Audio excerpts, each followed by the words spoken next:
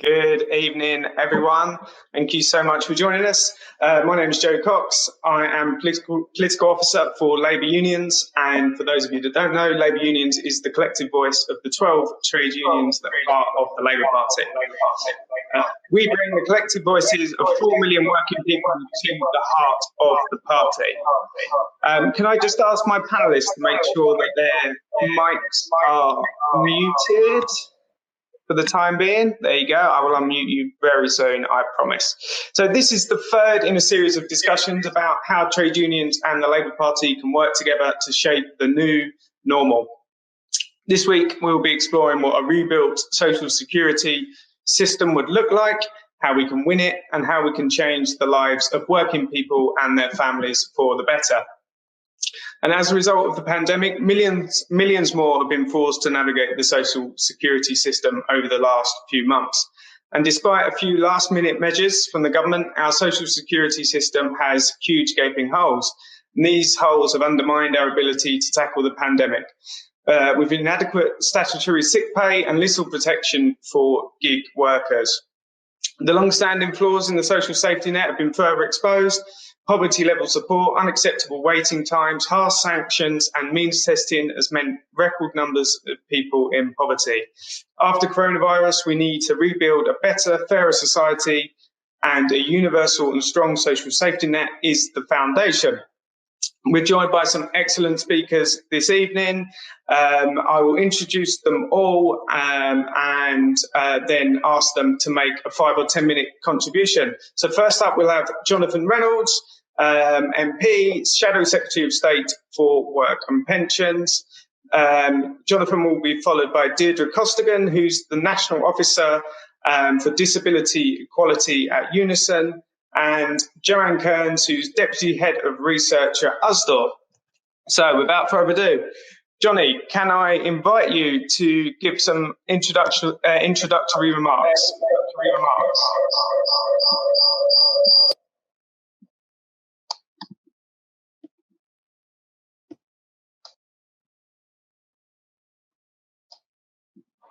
Can you hear me okay? I think I'm not muted. Great. Joe, thank you so much, and thank you too, though, for putting together this event this evening. I mean, this is a big moment. It is potentially a beverage moment. Not only, as you say, because large numbers of people are experiencing the social security system for the first time, but also that even the government themselves have been forced into beginning the crisis with their own recognition that the system we had going into it would not have got us through. So as you said in your introduction, we've seen that rise in universal credit. We've seen the suspension of sanctions and some of the conditionality. It's, I think, quite important that people understand that the universal credit that they are experiencing now is not the universal credit as it has been going into the crisis. We've seen the restoration of the 30th percentile in local housing allowance. And in a way, we've seen an even bigger acknowledgement than that, which is the creation of schemes like the furlough scheme, effectively acknowledging that we need a whole tier of support above the existing system that we had. Now, our reaction to that has been to say, good. We welcome the fact that you yourselves have said this system will not get us through. An honest acceptance of where we were is the right place to begin. But those changes from the government are clearly not enough. We can see that every day with each set of statistics that we get released. We, on the back of what they said, have said this. There are clearly some things that must happen because of the nature of this crisis, things like statutory sick pay being available to everyone.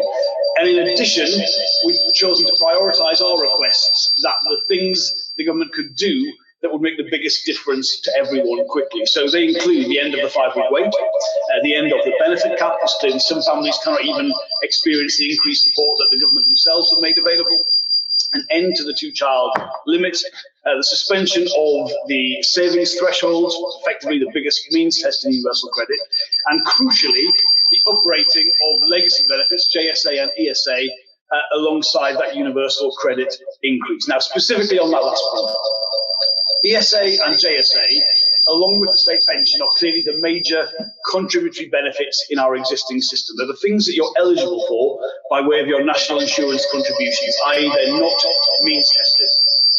And they are still a major part of the system. I think too often the conversation is just about universal credit, when we've seen actually an extra 250,000 claims for JSA in the last 6 weeks alone.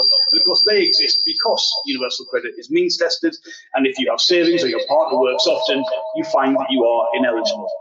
Now, those national insurance-based contributory benefits are now exceptionally low. I mean, £74.35 a week, even less if you're under 24, compared to some European countries where workers are getting 80% of their pay before they've been made unemployed. So when I say that contributory benefits need to go up, that is what I am talking about. It's got nothing to do with disability support. It doesn't mean that you don't have a fully universal system, but it is about that recognition that a social security system is different components interacting with each other. And in terms of our existing contributory benefits, they simply must be increased and considered in light of the changes to the system.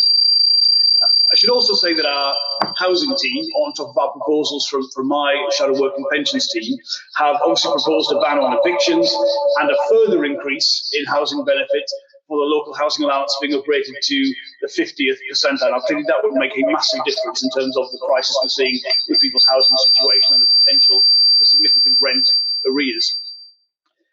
These are all things that could be done now, they could be done quickly, and they can make a substantial difference to people during this crisis. But they're also things we can build on.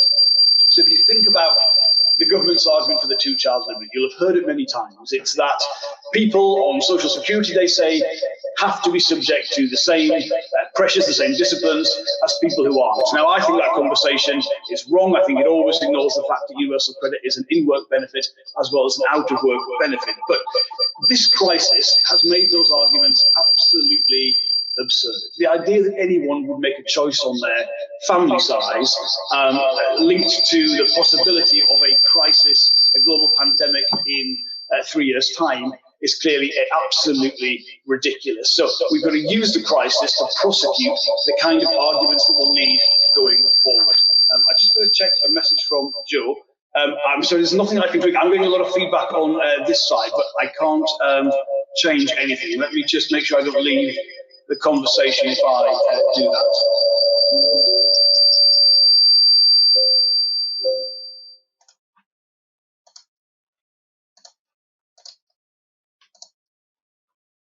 Is that better? Well, it's much better at my end. I think I'm not sure. Sorry, what happened there? It's the first time on Crowdcast. Now, looking to the future, we are committed to a full replacement for universal credit, not pausing it, not reforming it, scrapping it, and replacing it with something completely new.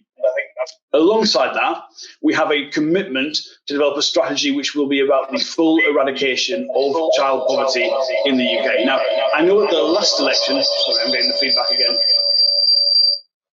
Is that better? That sounds better to me. I'm getting some nods as well. Sorry about that. At the last election, we promised something similar, but we didn't have at that point a replacement policy. Now, I am determined that that cannot happen again. We clearly have to have a serious, workable alternative that will deliver on the objectives that we have, that offers real security for everyone. It will not be the mean sanctions-based, what I call a Victorian ethos of the existing system, but a modern, effective system with widespread political support. And I also think a discussion like this should go beyond universal credit. I want to have a social security system that lets people seriously be given the opportunity to retrain at some point in their career if that's what they need to do. Now, other countries have systems like that. We have never got anywhere near that. There is a clear need to see a substantial extension of employment rights to self-employed people. I want a pension system that has flexibility in it so that people, as they're nearing the end of their working lives, can perhaps work in a different way. They might not want to work full time, and I think there's a way the pension system could do that. And in disability benefits, there is a need for some serious reform, particularly around the work capability assessment, which clearly needs changing because of the distress that it causes, but also because it's simply so inefficient to have a system where so many decisions are overturned on appeal. That's clearly a system that is not working. In addition, I think the crisis has given us the chance to consider some things that frankly wouldn't have been on the agenda before. I know the TUC have long been keen on the kind of wage replacement schemes that exist in other European countries alongside comprehensive universal support. Now, historically, we've never had anything like that, but with the furlough scheme, we've had our first experience of it. And with people all across many different occupations now having personal experience of that, I think that's something we've got to consider. I'll say no more than that. On the pension system, any pension system needs widespread coverage, sustainability that we can afford it, but it's also got to be sufficient. Now, auto-enrollment has helped a lot on the coverage of the pension system. It's currently financially sustainable. I don't think that's in doubt. But the big one in this country is adequacy, sufficiency. The UK state pension is not generous by international standards. If you consider it alongside other parts of the system, particularly the NHS and how things like pension credit work, it does look a lot better. And if you consider it alongside occupational pensions, it is much better. But that has got to be, I think, the starting point in conversations for how we look at future changes around things like the triple lock. It's how that pension system provides sufficient support to people in retirement.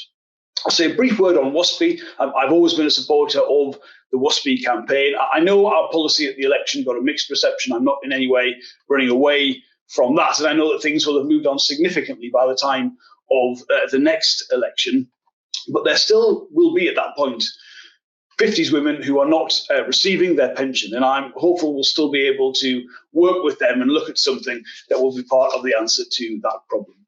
Finally, I just want to say I know this agenda is hugely ambitious, and I know it's especially ambitious compared to what have been 10 very difficult years of austerity, but I am absolutely certain we can do this. I've had some brilliant support from the affiliated unions so far, and the unaffiliated unions, with PCS, have been absolutely great, and from the TUC. So look, that support is hugely appreciated, as is your involvement in the event tonight, and I hope that'll be something we continue to have in the weeks, months, and years ahead. Thank you, Johnny. That was a really good explanation of where your thinking's at, where the party's thinking at, and set up the conversation really, really well, I think. Next, we've got Deirdre. Do you want to comment on anything that, reflect on anything you'd like to in what Johnny has said, and obviously bring out some other issues from a Unison perspective? Thanks, and thanks very much, Jonathan, for that. I think it was really interesting to hear. Particularly welcome your clarification around contributory benefits. Very much welcome hearing that. You know, as you've said, we're at a moment now really with the coronavirus pandemic where, you know, a lot of the old thinking has been blown away. Who knew we'd have the furlough scheme? Decisions have been made we never thought possible. And so in many ways, we're in the position we were in 1997, when I think the line was to Frank Field at the time, to think the impossible. And that's where we're at now. And that's, I think, where part of this conversation is about tonight. So very much welcome being part of it. So Unison is a trade union of predominantly working people. We estimate that around 200,000 of our members are disabled. And I'm the National Disability Officer, so I'm going to predominantly talk about their experience. With 200,000 working disabled members, we're a very unique voice, I think, and probably the biggest representative body of disabled workers in the country. So many of those workers will be on in-work benefits. This includes universal credits for those who may be on low pay, personal independence payments or PIP, for those who need support to maintain their independence. But we also have members who are still on legacy benefits, as of course we now have a two-tier system in operation. It's a patchwork, really. And many of our members have become disabled over the course of their working lives. So where these conditions are progressive, they may reach a stage where they go on to claim ESA. So we have a broad range of members in receipt of different benefits. And I think that reflects the complexity of the system we're dealing with. And there's no easy answer, I think, to reforming this. But there are three areas, I think, where our disabled members in Unison face the biggest hurdles. And these are PIP assessments, so personal independent payments assessments, work capability assessments for ESA, and the multitude of issues with universal credit, some of which Johnny has outlined. So although they're not the same, in many ways, the issues with PIP assessments are similar to those with work capability assessments. In 2018, Unison undertook a survey of our members who had applied for PIP. 64% of those replying weren't happy with the results of the assessment. And 56% said the assessment didn't take into account things they thought were relevant. And of those people who weren't happy, 70% of them saw a reduction in their income as a result. So it had a real impact on their lives. Some of the issues with the system that our members highlighted included the quality of the assessments, such as the training and qualifications of the assessors, and basic access issues around, lack of access to a BSL interpreter, for example. Also, issues included assessments not taking into account fluctuating conditions or mental health problems, and an approach based on disabled people being seen as dishonest.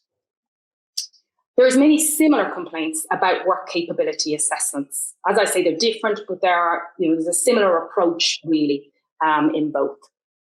But for us, one of the most worrying findings was that many of our Unison members applying for PIP reported they were explicitly told that having a job meant they couldn't get PIP. This totally undermines the whole idea of PIP, which is meant to be about supporting disabled people to live independently. And this must include the right to work if you want to. But instead, our members reported having to go part-time or give up their job entirely because they lost their mobility allowance, for example, and couldn't get to work on public transport. Now, the problems with universal credit, as I say, have been enumerated many times. We certainly welcome Johnny's commitments on ending the 5-week wait, the 2-child limit, and the benefits cap.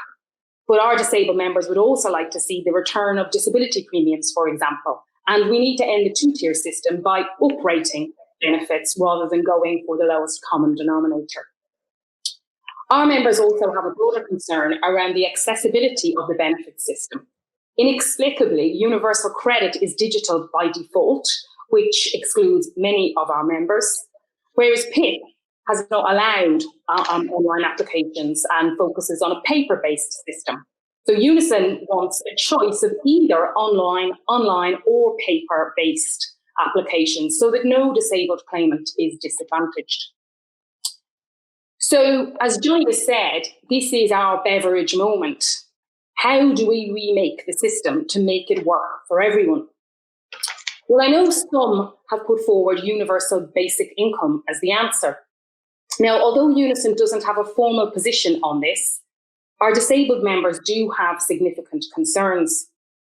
It sounds like a great idea, but it needs to include payments to cover the additional costs disabled people face.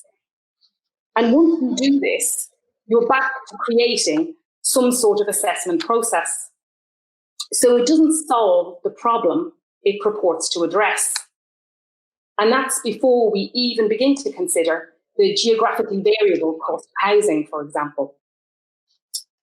So what is the answer?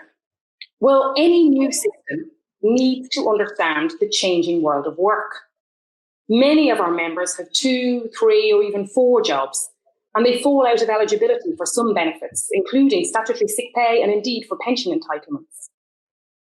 Our system needs to reflect the reality of people's working lives. We also believe that there's a case for more localisation in the system, moving away from the centralised command and control of the civil service. I think the COVID-19 epidemic has shown us that local authorities are often best placed to identify and provide for local communities. Unison has consistently pushed government to allow them more of a role in helping people to complete universal credit applications, for starters. Because, of course, privatisation of the assessment process has clearly failed. This is not a reflection on the workers providing the service. Where profit is the motive, then staff training and terms and conditions suffer, and this inevitably leads to a bad quality service. But overall, we would like to see a fundamental rethink of disability, benefits and work. And they all need to be looked at in the round. Firstly, the benefit system needs to stop coming from a default position of seeing disabled claimants as cheats.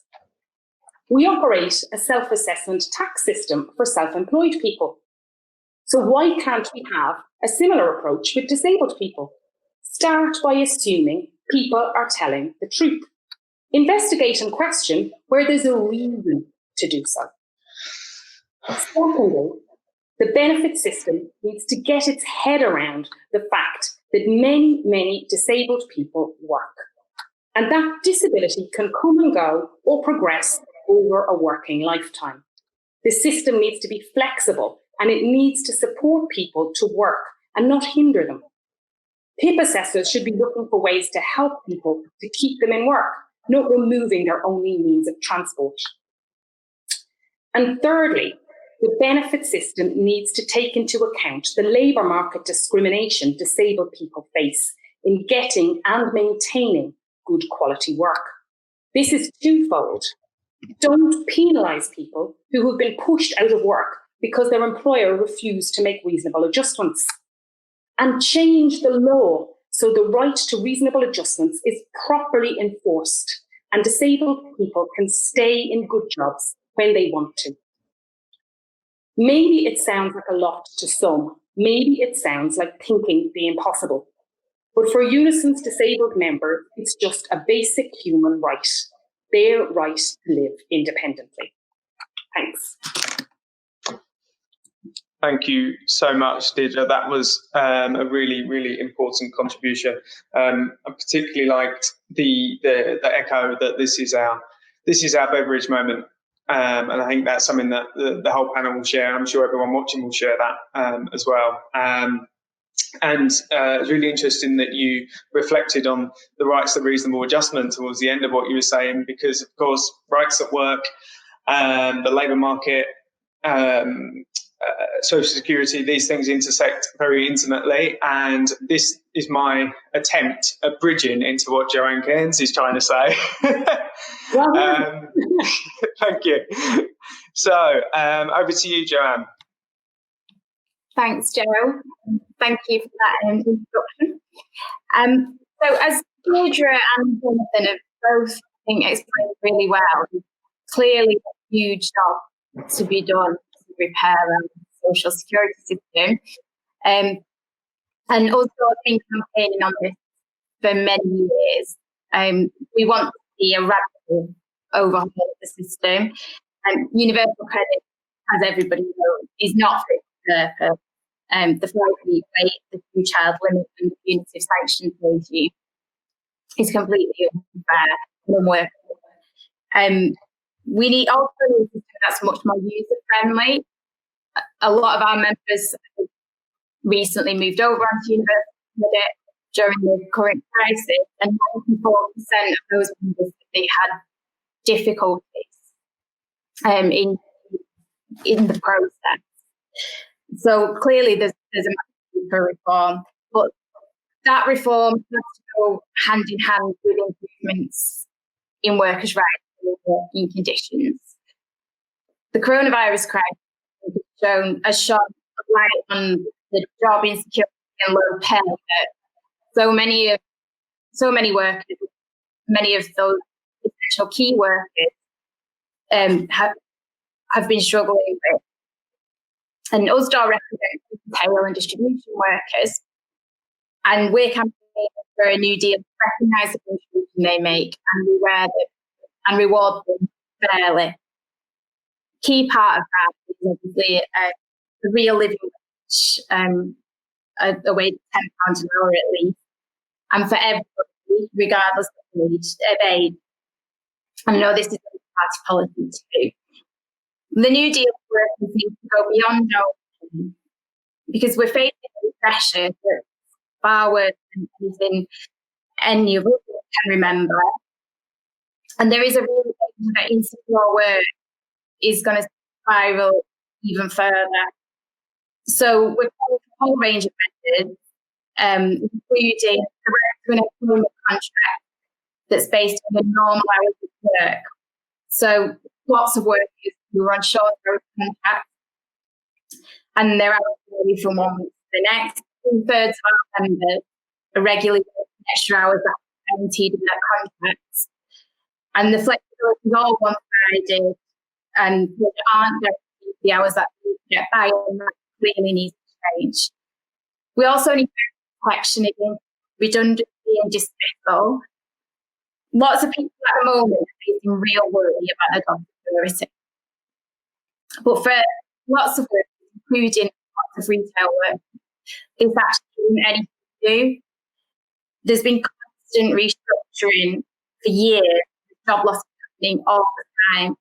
So we need stronger protection against redundancy and dismissal, and it needs to be from day one of employment. We also need consultation about technology in the workplace, and we need skills so that we're able to keep up with changes in technology that are this increased pace following this crisis. One thing that's been really widely discussed during the crisis is sick pay.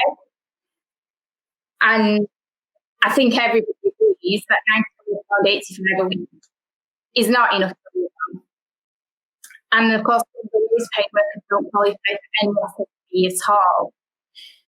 We can't have a situation during a pandemic where people are having to come into work potentially when they're ill or when they should be self-isolating because they're worried about pay. But actually, that shouldn't be any time. Nobody should be having to go to work when they're sick because they're frightened that they can't pay their wages. They're not sorry.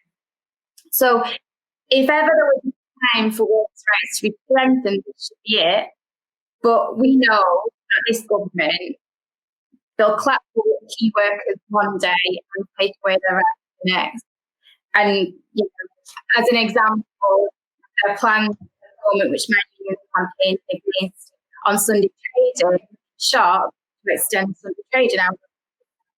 And you know, that's an example, but that says so much about their attitude towards unpaid workers and their lack of care. And it shows exactly why we need to stand united as a movement against this attack on workers' rights that promote this crisis, and of course why everyone needs to join a union. There's obviously much more I can say about the field workers and about many problems with the universal credit, but I won't take up any more time, so I'll leave it. I just want to say really appreciate what Jonathan had to say, and you know, I think we've got a huge task ahead to try and come up with this proper security we all need. I would also encourage everybody to contribute to the National Political Forum conversation that's going on at the moment on 30th June, I think.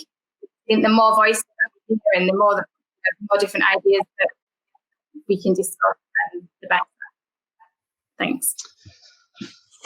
Brilliant. Thank you so much, Joanne. Ending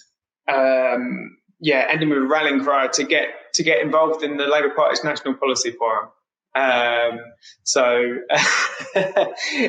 Obviously, this is we're at that point in the Parliament, like we said. It's a Beveridge moment. We're in that point in the Parliament where we can really do some deep thinking and we can really have these conversations and get into the nitty gritty of this, because as Deirdre said, there is no easy answers. The government, successive governments have created a kind of mishmash of overlapping and kind of targeted, means tested, often inadequate benefits, and it's going to take a while to think through how we then unravel that, unravel that system and build a better one. Lots of questions coming in. I want to make sure that Johnny gets the opportunity to respond, particularly around the balance between a greater role for contribution-linked support and how we balance that with needs of the individual. So I just want to give you space to sort of, to answer that, because obviously there's been a lot written about that since your interview last week. So I wanted to give you opportunity to talk about how we balance that. Thanks, Joe. I mean, the first thing to say is any social security system is going to have different components with different characteristics. I mean, Deirdre mentioned UBI, and I've always found that an interesting argument in terms of some of the principles applied. But like Deirdre said, there's never in any system a sort of magic one-size-fits-all policy that just makes everything work. You've got to look at how different components come together. And one thing that has been absolutely clear to me, all the speakers have talked about how some of the existing system is a bit of a mishmash. Understanding of that is low. I mean, I think a lot of people think the story now is just universal credit.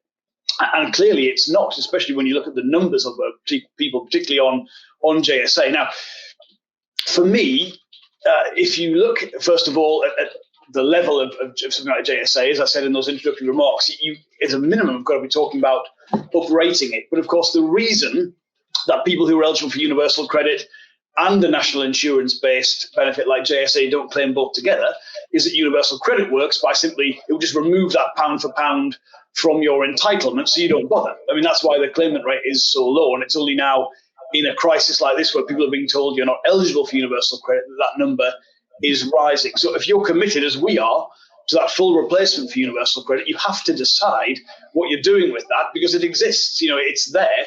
And if you didn't think about that, well, again, the system just wouldn't work. Now, I think there are lots of interesting ideas on this. I want to be absolutely clear again that contributory benefits are not connected to disability benefits. That's not what we're talking about here.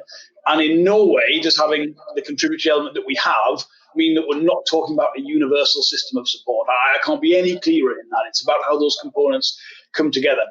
There was, for instance, one proposal that I think is interesting. It would be the Fabians one from last year, where they talked about, well, what if you treated a contributory benefit in the same way as income from a job? And actually, of course, you wouldn't get the full amount of that, but the taper would apply in the same way it would to income. So look, there are interesting ideas out about that. And my view is quite simply, we have to recognise when we're talking about a replacement for universal credit, there are other things that you have to consider alongside that. But ultimately, this is all about a comprehensive universal system that gives people more support. I mean, that is absolutely what we are talking about when we're looking at this. And connected to that, how we can learn lessons from this crisis where, clearly, if we hadn't had a scheme like the furlough scheme, can you imagine how people would be talking about the levels of contributory benefits right now? I think people would be incredibly shocked to see that's what they're expected to be there to support their family, compared again to much more comprehensive and generous contributory-based and universal-based systems that we see in other countries. Thanks, Joe. That's really, really clear. Thank you. So, towards the end, you said you're absolutely committed to a comprehensive, universal system that gives people more support. I think that couldn't be clearer. So thank you for that. Deirdre, Joe, would you like to come in at all on the balance between contribution and universal benefits and needs-based benefits? No?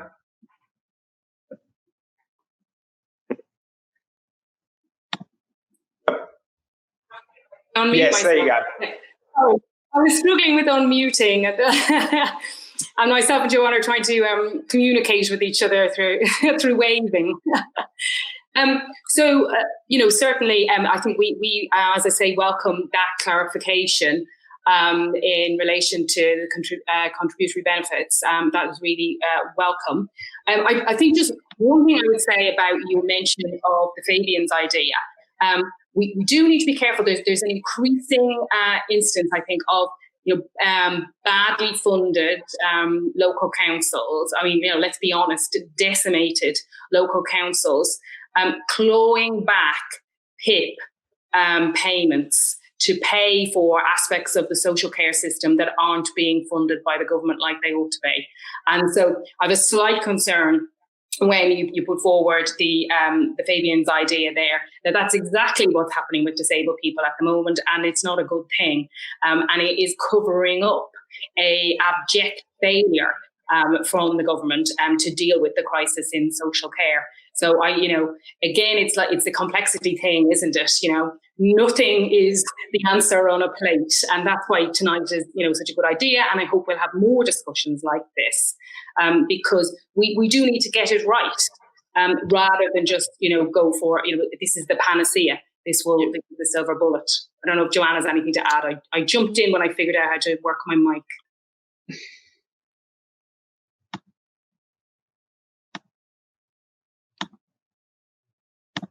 Don't know if you can hear. Yes, we can hear you, Jo. Hello. I think Jonathan did really well, his position around that. I think, that hopefully that explains for people. And I think there is a sense that people feel that if they put in, they should be able to get back. And I think we have to understand that, but we also have to make sure that safety nets are there for everyone, and that some people are not put in, and that we make sure that we don't alienate those people. And I think that what Jonathan said explains that really well. Fantastic. Thank you very much. So I'm going to try and get as many questions and points in as possible. There's a question from, I think it's more of a point really from Lorraine, who says that statutory sick pay doesn't cover household bills. I mean, I'm not sure that there's much that all of us would need to say on that, but I think that's a really, really vital point. Statutory sick pay is not enough at the moment. Now, Deirdre just put her hand up, so maybe you want to say something on that? Yeah, I mean, just on the statutory sick pay, it really underlines the point that Johnny is making about the moment that we have right now where we could make a difference.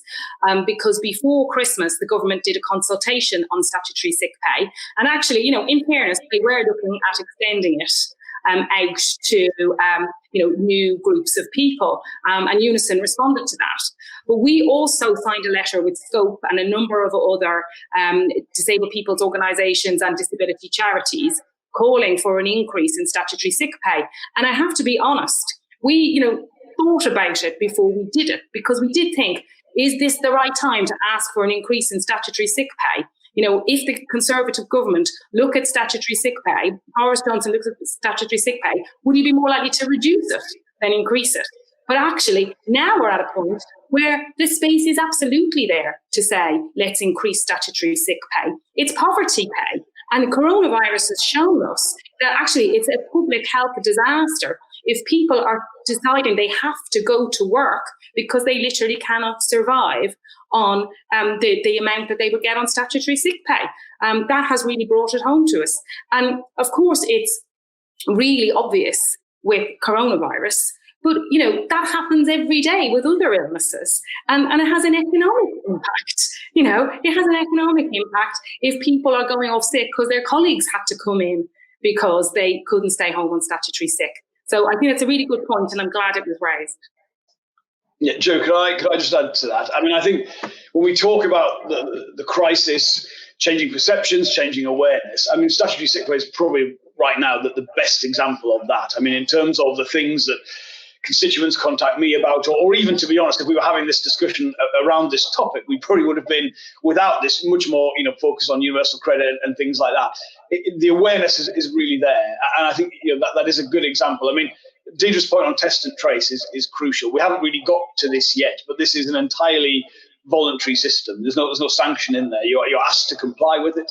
Now, especially with the way the government has behaved on certain things, that might have been at times quite difficult anyway. But can you imagine a situation where the second or third time you are approached and you're asked to take steps? Now, if you can work from home on a laptop computer and your pay is not affected, okay, you might be willing to do that. If that is a question of whether you can afford, to live that week, I mean, we've got to be serious about this. this is not just about us demanding, an increase in employment rights because that's what we want.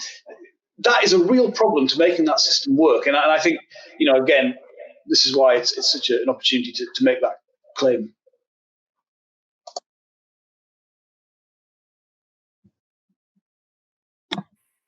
I've just unmuted you, Joe. Thank you. Just to add, the point about increase is really important. And where we negotiated full pay for people during the coronavirus crisis, and full pay for self-isolation, people who are shielded, that is something we've been able to do. But businesses are going to be struggling to keep paying that if there's going to be,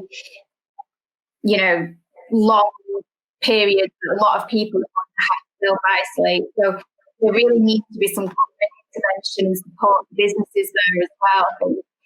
Because, we have to remember there are lots of people who don't have a union behind them, and small businesses that might be struggling. So I think that's something that needs to be considered as well. Absolutely, and obviously statutory sick pay. Not everyone is entitled to statutory sick pay as well. It's only those. I think it's on. Is it on those workers which are paid by PAYE and are paid? Is it over £120 a week or something like that? Yeah. So it's obviously not only is it low, but it's not a universal entitlement at the moment, and of course that has knock-on public health benefits as well. Problems. I want to pull out another question or a point for reflection, really, from Peter, who's is now self-described full-time OAP. He's a carer, but since retiring, his care allowance has stopped, and he's just making the point that unpaid carers need a fairer support package overall, because obviously there's a significant drop in what he's been supported with up until this point. So I don't know if that's something that anyone wants to reflect on. Just, I agree. I think unpaid carers should get far more recognition than they do, and more support, and there's more that needs to be done. And again, something that come to light not during this crisis, because a lot of people with caring responsibility, looking at vulnerable people who are struggling, having to take time off work, and that time is unpaid as well. Yeah, Joe, if I could just add to that, I mean, the contribution of carers is immense, and the support required from them is something very much on my mind. And one of the features of this brief is it is so big. I mean, not just in terms of how much money is spent, it's basically a quarter of all the government spending is the DWP budget, but also in terms of the significance in people's lives. And each bit of the policy area that I cover and my team of shadow Labour ministers cover, could in itself be the biggest political issue that we should be talking about. And this is an example of it. I mean, we're talking about really a fundamental way in which this country works in terms of the support that carers give. So I absolutely agree with what Peter is saying and recognise the interaction. I think he's making the point about his pension and how that relates, I imagine, to carers' allowance. So yes, I agree. I mean, I haven't got, at this stage, all the answers I would like for Peter, but I would hope at some point that we would have that. But I would also ask someone like Peter, Joanne mentioned the policy forum process, or whether it's they contact us individually or take part in that, or take part in events like that. This is on our radar, this is on our agenda. And thank Peter very much for his question. Thank you so much.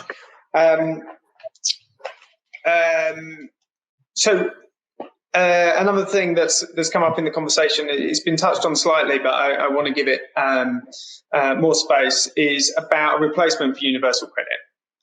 It's obviously the most important change, arguably the most important change in the social security system over the last 10 years. Labour are committed to scrapping it. But obviously, as we've spoken about, it seems to be a theme that's coming out in this conversation that, how we get out and how we move people and support people as and when we develop better systems with more support. is a really, really important question and a tricky one to get right. So perhaps I'll go to you first, Johnny. I think you're probably at the beginning stages at sketching out the principles of the sort of replacement for universal credit. Would you like to speak to that? Yeah, I really would, and you just interrupt me if I sort of talk out the session. I mean, I go to bed at night thinking about replacements for universal credit because it's so significant. It is really so significant, and I know for me, the brand of universal credit and what it has meant for people and how substantially it needs to change means the word replaces is the right word. Now in saying that, I in no way underestimate the challenge that is, and I also recognise that people have been put through a really difficult process when they've been transferred onto that, and that even if you're proposing something good, you've got to remember that and make sure that the disruption to people, even if you're improving the system for them, is something that you're thinking of, not just that you're voting for better policies or more generous elements of the system, that it is still a good experience for that change to occur. But we know some things that we really don't like. I mean, those are things in the manifesto and the things we're talking about now in the COVID crisis, the 2-child limit and the benefit cap, and the way the sanctions and conditionality system works for people and what that has meant. And I think that is at the heart. When I talk about universal credit, that's what I think people think of. They think of a punitive. They don't think of a modern, effective system that's there for them, that's their entitlement, that they, as a citizen of this country, will be there for them when they need it. They see it as something which will be there and it'll be done to them. So we've got some of those features that we know will have to change. We also have some of the delivery and design changes that I think we'd all recognise that are needed. That's the 5-week wait. I mean, it was a 6-week wait when we had universal credit as a pathfinder in my constituency, and all the problems, by the way, of those pathfinder pilots around the increase in housing arrears, the increase in food bank use. All of those things were evident at that stage, and those pilots came with much more support for sort of your local CAB and support services. The government just never listened to that. It's not a secret what's wrong with that. Everyone knows what the consequences. They can see the consequences of that, but they've ignored it. There are also some of those features around direct payment to landlords and the need to have some flexibility so you get payments on a basis that suits you rather than which is written down in statute as the way to do it. I think one of the things that's quite interesting is now, because of devolution in Scotland, there is a chance there to do some things differently. We've got to learn from that. We've got to obviously use, I want a Labour administration in Holyrood, and I want that to be the outcome of the Scottish elections. But we've also got a chance in policy terms to learn about some of the things that are changing. And then, of course, connected to that, it goes back to the point around how we link that into the existing other contributory benefits that exist. So we do have a good starting point. And the other point is that, I mean, people I've been relying on pretty heavily so far have been, the work of the TUC, the work of the affiliated unions, people like PCS who obviously have members delivering and can give really clear insight into how things could change for the better. There's been a lot of good work from other affiliated labour organisations like the Fabians and from think tanks that work for all political perspectives because they're charities, but work from the IPPR and so forth. So there is a lot of material through that. I want the National Policy Forum process the party has to really be something that brings together those personal experiences, that expert work and expertise from people working in the front line. I mean, the number of, welfare rights advisors who are party members and willing to get involved. Look, I feel all that support is there. That's kind of how I can get myself to sleep at night when I'm thinking about this, because I know, there is that backup and there is that experience to do that. And I think from there, we have to then basically, some of those ideas are competing. They're not all heading in the same place, but they're the starting point for the conversation. And using that expertise is where we need to go next. But I really feel that actually, there's a lot of kind of unity across the party in what needs to change. People have seen what this has done in their areas, and I think they really in any shadow team, when you get to the manifesto stage, you compete with each other a little bit because you can't have all the ideas in there, right? But that's kind of how it works. I used to be in the Treasury team, so in a way we were the people saying you couldn't do everything, and now we're in a completely other position where we want that commitment and resources to do that. I can also tell you in terms of my colleagues across the Shadow Cabinet, Annalisa as Shadow Chancellor, Bridget as Chief Secretary, Steve Reid in the DCLG team, they all share this agenda, and that's what makes, I don't feel I'm competing with them on this. I think everyone wants this to be something which is a central component. And also, even for people outside the Labour movement, they're aware of the increase in child poverty. If nothing else happens, if we continue on the current trajectory, it's 5 million children in poverty in this country by the next election. The rate at which we've gone backwards since 2010 is really scary. And the only way to change that is that big coalition. The only way to sustain those changes is that big coalition. Because if I'm being honest, I think the Conservatives found it too easy to unravel some of the good things that we did in government, and maybe that's because we didn't get across to people just how important they were and the progress that had been made. So I think we're all in this, and we all agree with this. And as I say, we know the direction we're going in, and with the right kind of system and the right kind of engagement, like events like this, that's how we'll get the system that we're all really proud of. Fantastic. That's really, really good. Really encouraging to hear that as well. Anything from our other two panelists on replacement for universal credit principles, Deirdre? Thanks, Anna. Thanks for that again, John. So I guess Unison's perspective on universal credit probably fill a book. But our disabled members did welcome some aspects. I don't want to be over the top, but it's one application system. And that's an improvement on, the 6 previous legacy benefits that people have to apply for. So, there are some positives that we wouldn't want to lose. We don't want to return to legacy benefits. But universal credit is not working. And certainly, welcome what we've outlined. But I think, it's not just about the list of design changes that we need. So get rid of the 5-week wait, get rid of the 2-child limit. It's not just a list of kind of fixes. There's a fundamental, there's something sewn into the fabric of universal credit that we need to somehow remove. And that's a hard job. I absolutely agree, that's a hard job. And that is what you said, that punitive approach. But also, it's the conditionality element of it. We think now conditionality is just kind of, well, of course there's going to be conditionality in it. But actually, that's not necessarily the usual thing internationally. And we're very parochial, aren't we? We just look at what's happening in England and Wales. Like you say, we ignore what's happening in Scotland, where they have a whole new version of PIP that we could be, looking at and assessing.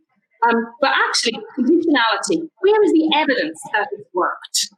I'm not sure the evidence is there. I think it's very similar to, for example, the changes to council tax benefits, where we had, again, cash-strapped local authorities. They passported to them, and they ended up, getting people to pay council tax who'd never paid before. And that was going to, make those people pay and understand they had to regularly pay for this. Instead, they all ended up down in the debtors' court.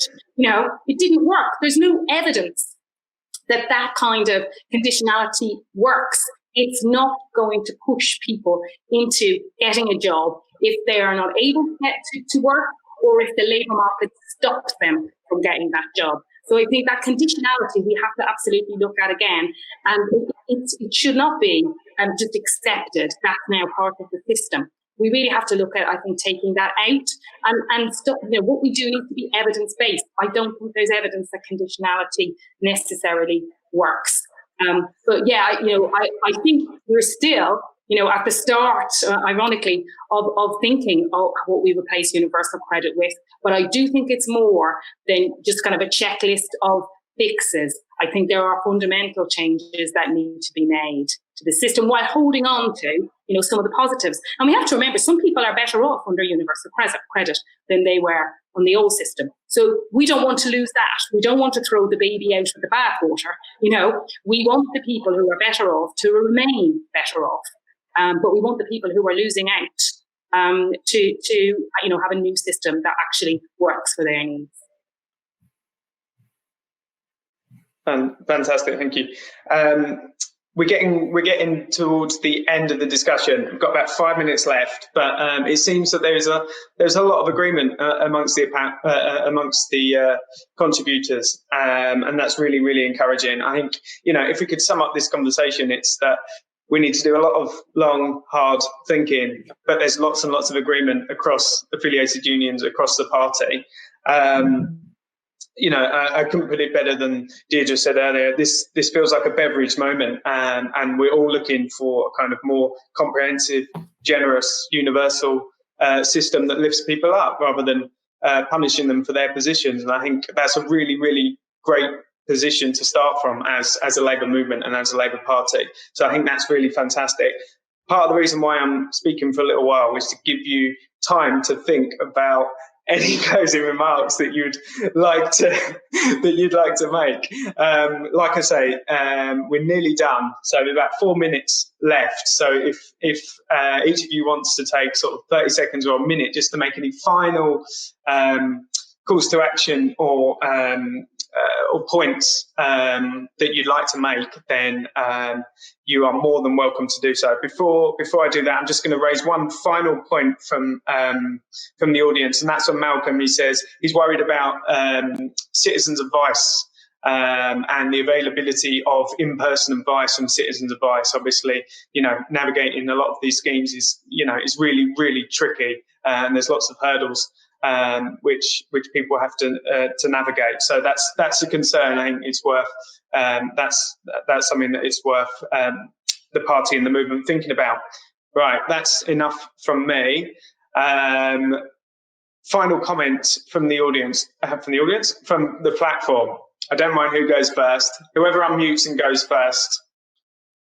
I don't mind going first, Joe. It's just to say that I think when you talked about how there's agreement and unity and across the Labour movement, people know what needs to change. I think, like Deirdre said, it's getting across to people. These are not just technical changes, policy changes, Whitehall changes that make a difference. There is a fundamental difference of view between ourselves and the other side. And it's broadly this. I think most people on our side, everyone on our side, I would hope, would say, look, the way you support people, whether it's back to work, whether it's with a disability, is, you genuinely support them. You need to make sure that you're not making their lives more difficult. You're not putting them into debt. You're not putting them under stress. And, that is how you help people. That's how the system should work. I genuinely believe there's a difference of view on the other side to that. And it is essentially a view that to get people back into work, for instance, the system's got to be pretty tough with you. It's got to be quite unpleasant. That, without that stick, you're going to, somehow not do what is expected of you. And I think that is the biggest difference. I mean, just to respond to Malcolm's point, on citizens' advice is like an emergency service in my borough. The relationship between me as a local MP and them is almost like, probably should pay them or something, or at least send them a nicer Christmas present. But it's so important. Something that's happening in Lord right now, and everyone will know this, people who are already receiving tax credits, who are then finding they've got to apply for universal credit, finding that they're not eligible for universal credit, and being told they're not getting support from universal credit, and they've lost their tax credits. Right? Now, if you know the system, you know that's a big problem. But actually, a lot of people, without someone from Citizens Advice or the local MP telling them that, wouldn't know that, and that's wrong. You shouldn't have a system that works like that. A final point, Joe, to say is I'm really grateful for the chance to come on tonight and have this conversation. If you want to do these on any particular aspect, just on universal credit and its replacement, just on disability benefits and support, I'm more than happy to do that. I really appreciate the chance. Thanks again to all people who are on this and the support from the affiliated unions for the work we're doing. It really is much appreciated. And thanks to you. And a very, very good point there. And there might be a lot of agreement amongst the Labour movement and the Labour Party about what sort of social security system we want to move towards. But we should never forget that we have to make that argument in the public. We have to make that argument, I was going to say in pubs and maybe across the garden fence is where we need to be, making these arguments. Who would like to go next? Deirdre. Yeah. Okay, yeah. Just to pick up on the point about citizens' advice, as I kind of touched on, I think Unison has long pushed really for local authorities to have more involvement in supporting people to complete universal credit funds, for example. Back in the day, I used to work in local government, And, we used to have significantly sized welfare benefits teams who would do all that kind of work and help people to maximise the benefits they were entitled to. And we really like to see more investment in that, as well as what Citizens Advice offers. So that's on that point. I think I should probably apologise to Johnny because, in fact, I did steal his line about beverage. He did say that first, and then I repeated it, but I gave him credit for it. But somehow it has become my line, but it wasn't. It was Johnny's. But, I 100% agree with it, I have to say. But, a final, I think, point from us and from Unison, I think what we really hope that, the Labour Party will keep at the forefront of thinking moving forward on what we do around welfare benefits is that, disabled people are not one-dimensional characters on, a list of who we need to tick off to keep happy. Disabled people are, multifaceted. Disabled people are workers, which we absolutely want to push, and it's something that, always gets forgotten. But disabled people are workers, they're carers, they're pensioners, they cover, and people become disabled. So, it is not a particular, like I say, one-dimensional group. So we really, hope, Johnny, that that's something that you will keep at the forefront of your thinking when you're looking at this. And, as I say, overall, for the benefit system, it is about putting the needs of people and independence for disabled people in particular at the heart of the system. And making it work for the people it's supposed to be there for. It's not meant to be about punishment. It is meant to be about supporting people. But thank you very much for this tonight. It's been really, really great. Fantastic. Thank you to you as well. Really, really vital points. And thanks to your contribution. Finally, Jo. Thanks, Jo. Again, I'd like to thank you for holding this event. I thought it was really important and useful to hear from Johnny and Deirdre. I hope people did hear from me because I know there was some problems with the sound. So what I would say is if you want to find out more about the social campaigning work and about the new deal for workers, please go to our website and there's loads of information on there. Because I think some of it might have got lost with the sound problems, and I would hate to think that people don't get a chance to hear about it. But thanks very much again for having us, and I hope that this is a good starting point for further discussion about, the compassionate social security safety net that we need to build. Fantastic.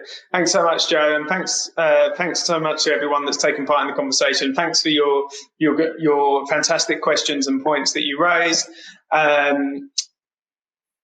Make sure that you stay tuned for the next one of these, yet to be announced, but make sure that you sign up to our email list, labourunions.org.uk, follow us on Twitter, Labour Unions UK, and on Facebook as well. We'll make sure that all the links and all the things that we've spoken about this evening, whether that's the parties thinking about the future of social security, whether that's USDAW's New Deal for Workers, or whether that's Unison's thinking with regards to social security, they will all be shared after the event on our social channels, so you wouldn't have missed a thing. Make sure you sign up to those wonderful campaigns, and as Jo said, contribute to Labour's MPF as well. It's a really good time to be doing these, to be thinking about what a better system looks like, and being ambitious in that. Thanks again to everyone that's joined us. Stay safe. Take care. Bye-bye.